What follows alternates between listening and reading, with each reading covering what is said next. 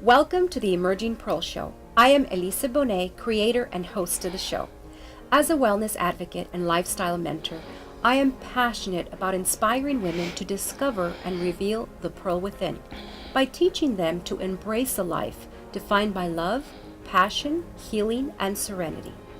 Today, we're going to learn about finding clarity, listening to our intuition, and being authentic.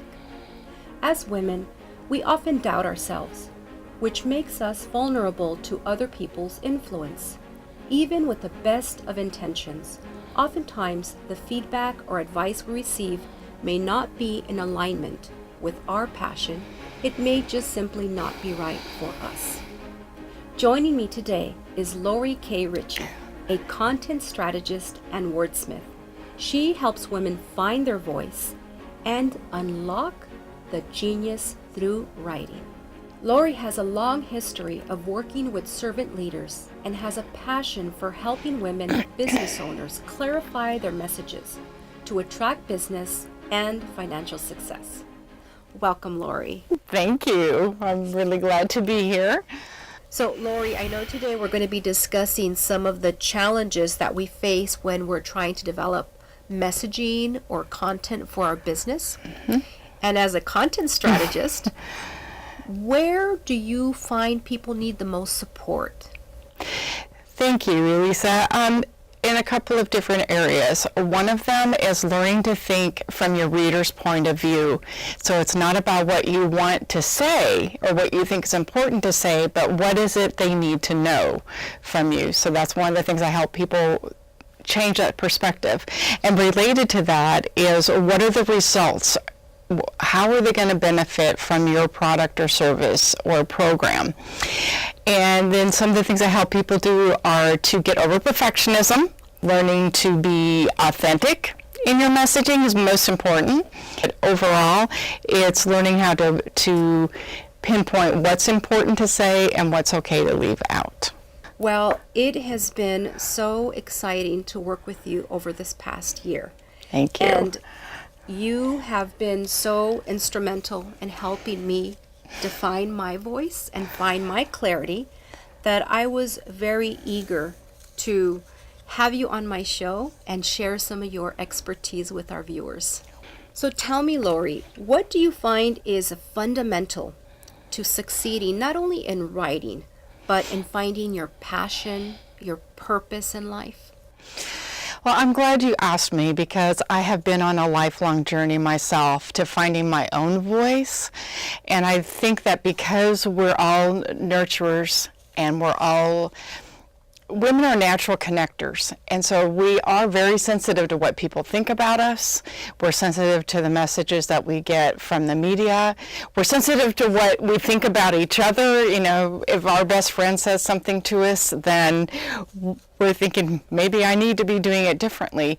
But ultimately, the only person who really knows what you need to be doing is you. And sometimes that takes stepping back and really listening to what feels right to you inside your heart. That is so true. I totally agree with that. Going through the process myself, I know those were some of the different ideas and challenges that I had to face when clarifying what I wanted to do with my business. But in your experience, why is it that business women find it so challenging to actually identify their passion or their mission when it comes to actually putting pen to paper, as the saying goes? Yes.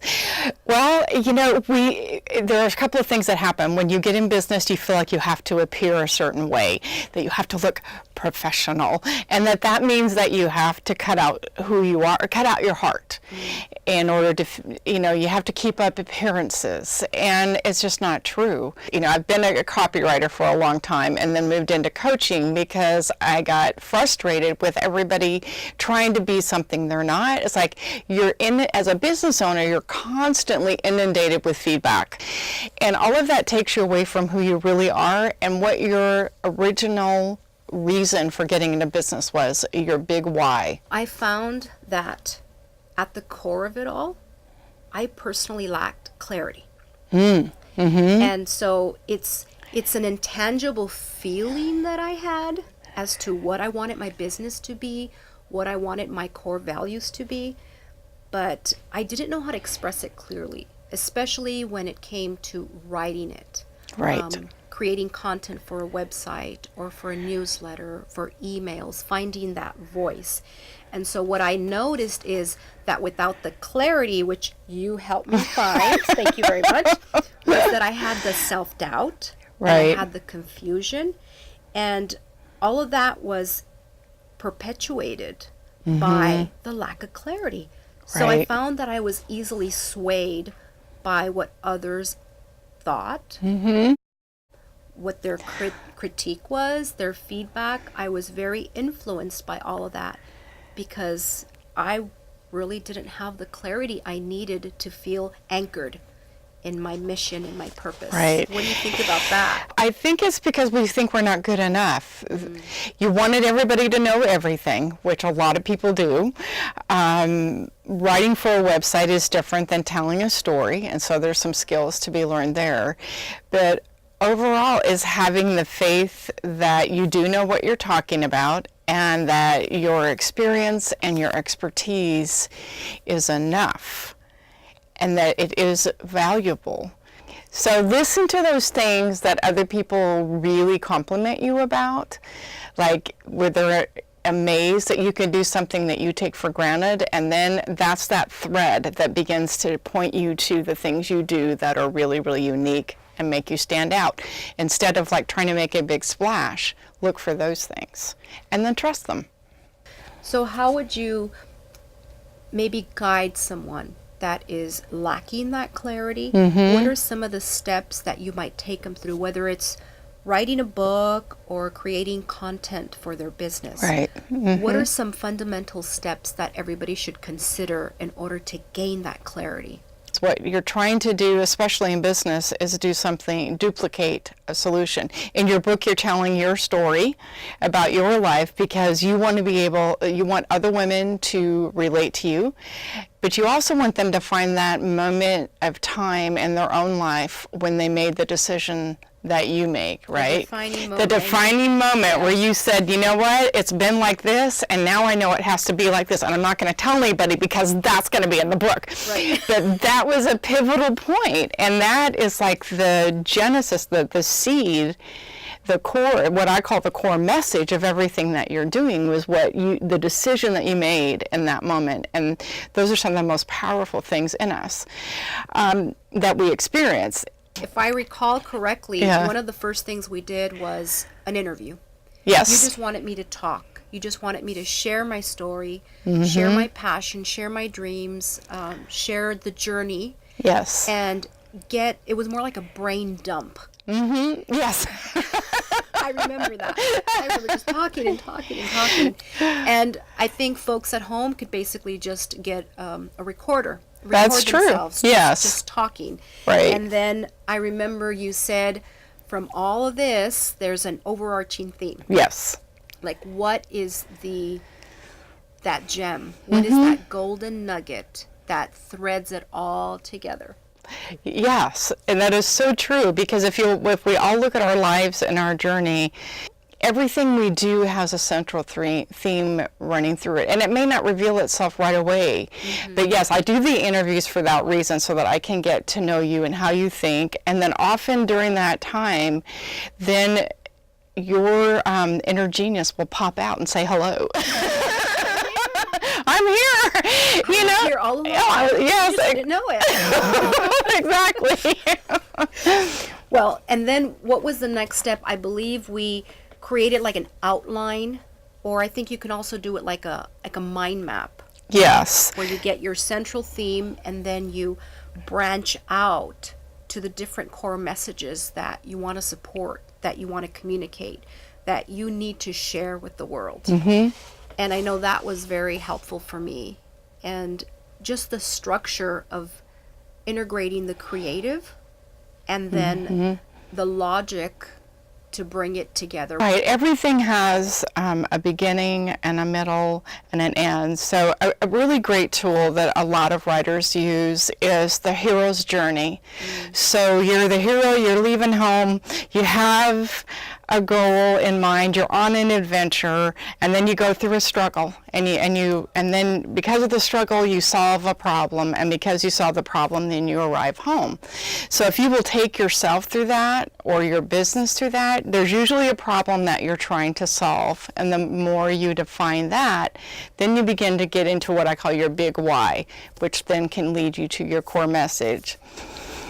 I know one of my greatest struggles through the process of discovering what that message was allowing myself to feel and actually be still enough, be quiet enough to listen to the wisdom I had, the experiences that I wanted to share with the world, the difference that I wanted to make in the lives of women. And I found that when I did that, I was able to actually find that passion, find the voice, find the inner genius that you talk about.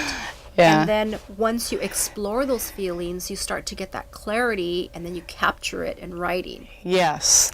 But first you have to feel them. You have to understand those feelings. We do experience hard things. Everybody's life has challenges, and yet in the middle of that challenge is a gift. And that's a really beautiful thing, because each one of us, whatever that thing is, we've got something to say. We've lived, we've had experiences, we've had losses, we've had challenges, and those bring us to a point of having something to say. What do I want my readers to know that will make their lives better? Why is that important to me? What's the problem that I'm trying to solve? What's the wisdom that I gained from all of this? So apart from the structure and the organization or any how-tos, answering some of those questions, and sometimes answering them more than once, so that, because the longer you write, the more deeper your brain goes. Yeah, you need to break through that barrier. And what I discovered is a lot of my fear and a lot of my blocks were based first on not having the clarity. But then even once I had the clarity as to, I actually answered all those questions you posed earlier. I answered them, and I thought, well, yes, I have something important to say. I have something of value to say, something I want to share. But then the other block that I found was, I thought, well, someone else is going to be more eloquent on this topic. Someone else has more experience. Someone else will have already touched on this. And the process I had to go through was to realize, but no one else has seen it through my lens. No one else has gone through my exact experience. And there's someone out there that is going to need to hear it from me, from my perspective. And it's not going to be right for everyone, and that's okay. But it will be right for some. The ones that are waiting for me to actually vocalize my message. That was a big epiphany for me, because I realized that I had to value myself enough to share the message and know that the right people were going to hear it. That's true. And I'm really glad you shared about that, because often we're trying to be everything to everybody. In so many ways, and especially if you're in any kind of business, you just, in the beginning, you don't want to say no to anyone, but definitely there's going to be someone who is going to relate to you. The more precise you are, and the more from here you are, the more you're going to attract those people who are going to come up to you and just go, I have been waiting for this message in the way that you're telling it to me. And there's nothing better than that, and then watching someone else blossom as a result of your sharing. If you are going to be authentic, you need to be vulnerable. And what I realized when sharing my personal story of trauma and abuse. It was very, very personal and very difficult to share because I was afraid I was going to be judged. I was going to be criticized, that I was going to be misunderstood. But I think above all, I was afraid that people were going to see me as a victim. And I had worked so hard for so many years to get out of the victim role, and sharing my story, I feared that I was going to go backward instead of forward. And that is something that maybe most people out there are fearful of being seen as a victim. So they hold back and they don't share as much. But I think one of the key things you taught me was that you can share your story, but it's all in how you present it. Yeah. People respond to you in the way that you respond to yourself. And what I mean by that is if you have a problem with it, other people are going to have a problem with it. But if you're like, hey, this is who I am, this is an experience in my life, I've come through it, and this is where I am, it will be received in that tone. The other thing, one thing that does make other people uncomfortable is a lot of detailing. So one of the things that we worked on was the overarching theme. This is the message you want people to have, you want women to get from your book, and so let's have all the experiences that support that. Because sometimes we can get sidetracked with the details of what happened, but let's stick to the key elements of what happened. This was the situation, these are the events that happened, this is the effect it had on me, this is what I learned from it, these are the decisions I made as a result of this experience, and this is the direction that sent my life in. And so then that transitions you into the next event that was of significance, your next turning point, and so your journey can continue. And so then everyone gets caught up in your journey, not in the negativity of what you lived through to become the heroine that you are. How do you know when you're being called to a higher purpose? Oh, my favorite question. And I'll tell you, it's my favorite question because I lived a lot of my life denying my own calling. So when I learned how to do this work, I loved it. It didn't feel, I worked 14 hours straight sometimes and it never felt like work. I would have done it for free forever if someone else were paying my rent. And it's that, sometimes it shows up also as jealousy, as longing, as a sadness. It also can show up as numbness. What you're doing, you're okay. I'm okay. Everything's great, but inside you're kind of going, follow that feeling, because probably things are okay. But if you're not on fire, if you're not feeling, this is the dream that you think that, well, yeah, but I've got a family and I've got that, and all these why buts. Mm-hmm. And that's usually a sign that something deeper in you, or something that you're just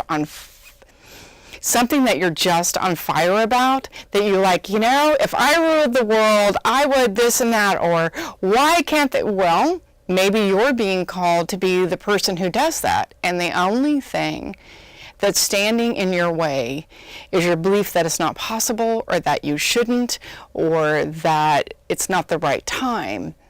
That you're not good enough. You're not good enough, or nobody else gets it. Actually, that's a sign that you're onto something. Because if everyone in the world is headed in a certain direction, what's new and different and life-changing is probably like a little bit off to the left of what they're all doing. Follow that thread. Definitely. I know it's scary. And I remember when I started this journey, it has evolved over the past couple of years. Mm-hmm. It just take that first step. And it may not be the one-all be-all of where you want to be, but if you have an inkling and feel like this is the direction you feel your life should be going in, go for it. Try it. Yes. Dip your toe in the water. And then once you're there, you'll get some clarity. You'll make some friends, meet new people, Yes. and then that will help you redefine it. You regroup, and then you just go off in that direction. And along that journey, you're going to realize what your true purpose is, what you're meant to do, what you're good at, what your calling is. Yes. And you don't have to know right off the bat. I know. You don't I have. think we ever do when we start our own business, or we become entrepreneurs, or we start a new career. We're not always 100% certain, but at least if we go in the direction of our heart, once you get there, you start to realize you need to tweak this, you need to adjust that. And I know that that was part of my journey, was taking that first step and then making the necessary adjustments to take the next step. It is. It's stepping out on faith, and the faith you have to have more than anything is in yourself. Exactly. And it's okay if you don't 100% believe it, because it is a risk to do something different and to venture out when the path is kind of leading into the woods instead of the freeway. But it is one of the greatest journeys, and to look at it like a journey that instead, or even, you're a flower and you're starting out here as a baby bud, and then it's beginning to open up and evolve. Part of the joy of this whole thing is that it evolves with you. I've had the privilege of watching you go through this evolution, and it was always brilliant, but you had a lot of doubt, and you went through a lot of ups and downs, and but you're not alone. I go through it myself. I see other women business owners go through it, and what I've learned is become friends with uncertainty and the unknown. But the one thing that remains constant is your belief in yourself. And if you have that moment when you're like, I don't know how I'm going to do this. I don't know how this is going to go on. I don't know how I can stay in business. I don't know how I can leave my job and start my dream. But something in you also feels, if I don't do this, a part of me is going to die. Yeah. Don't die. Because nothing that you experience when you take those risks will be as uplifting and fulfilling as taking that next step. We die when we don't evolve and when we don't change. And so that boredom and the numbness, those things all come.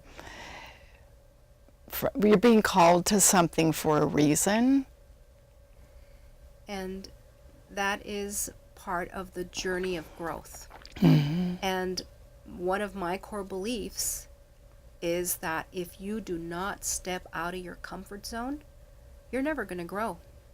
Right. You're going to be stagnant. Yes. And what kind of life is that? So getting outside of your comfort zone is uncomfortable. But that's how you grow. And that's how you experience new things that make you realize, this is what I was meant to do. This was hard, but then you feel so good for trying it. Yes. And we're going to fail. We're going to make mistakes. You learn from them and you move on. And I know when I was going through this journey, not only did I have a lot of the self-doubt and I had the fear, and when I first started, I was just so hesitant. Every decision just felt monumental, and I would be paralyzed with the fear. Yeah. And now what I've noticed is I'm still afraid. I still have uncertainty, but the belief in myself, which is what you were talking about, when you believe and trust that you're on the right path, you figure it out along the way. Answers will unfold before you. You'll have a mentor, a friend, a coach, an experience that will guide you to the next step. Yes. You just trust. You trust that you're doing what you're meant to do. You trust that you're following your passion. And then everything else ends up just falling into place one way or another. Just believe in yourself. Yes, I agree. And, I'm glad that you mentioned mentors, because part of believing in myself was also knowing what steps I needed to take on a practical level. So the dream that was being fueled, I know I want to be a content strategist. I know I want to help people unlock their genius and to find the right words for them so that the people relate to what they do. And then there's the practical side that, okay, I've never been a business owner. And I thought I knew what it meant. You do for about the first 5 minutes, and you're like, whoa! But I did. I took classes. As you know, I hired a business coach, and all of those things were risks for me because they involved a financial investment. But they also were strategic in the fact that they set me up for success. So one thing I hadn't talked about is the importance of you putting legs under your dream.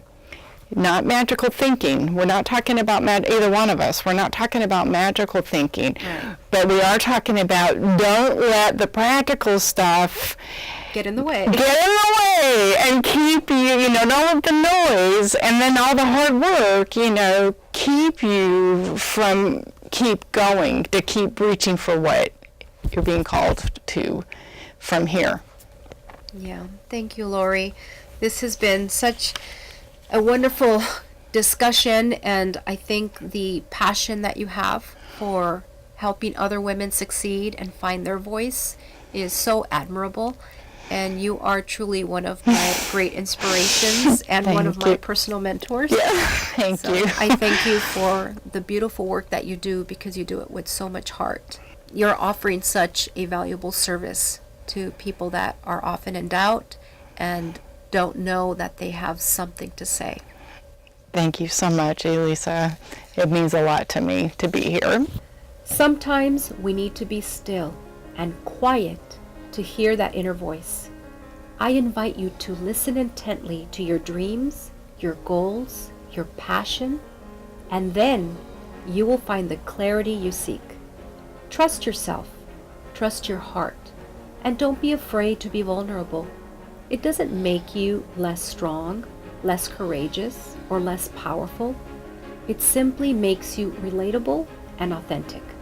Now write. Thank you so much for joining me today.